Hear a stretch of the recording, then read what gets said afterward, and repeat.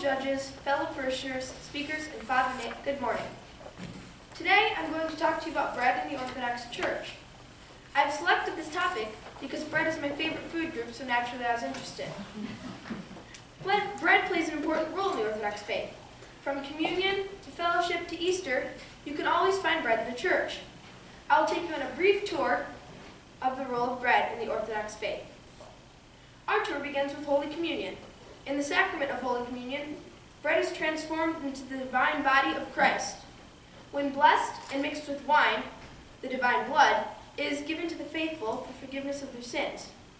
Communion is important and should be received every week to cleanse your body and soul. Another example of bread in the church is andidron, which is the breaking of the bread after the Divine Liturgy. This bread symbolizes the community of the church. Andidron is the same bread used during the Divine Liturgy, but it is not consecrated. The distribution of andidron bread is meant to bring people together, including those who are not Orthodox. Our tour now moves to the Bible.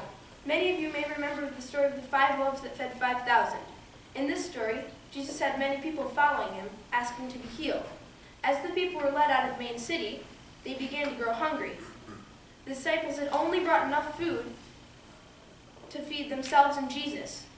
The people began complaining and begging for food, but there was not enough to feed them. Jesus prayed to God that he'd be given enough food to feed all the people, and God answered his prayer. God told Jesus to take the bread and distribute it to the people. When he told his disciples what he wanted them to do, they didn't understand. How could 5 loaves and a few fish feed 5,000? Jesus told them to believe in him, and sure enough, when the disciples passed out the bread and fish, the basket kept filling itself up until everybody had enough food.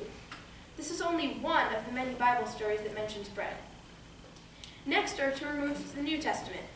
Early in the New Testament, Jesus called himself the bread of life. In John chapter 5, verse 51, he said, "I am the living bread, which came down from heaven." What did he mean? Well, there's several things he could have meant, but I think that the main thing that he meant was that when he died, he would bring us eternal life.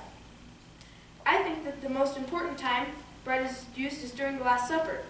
Jesus broke the bread with his disciples the night before he was crucified. In Corinthians 1, chapter 11, verse 23, he said, "This is my body, which is broken for you for the forgiveness of sins. Do this in remembrance of me."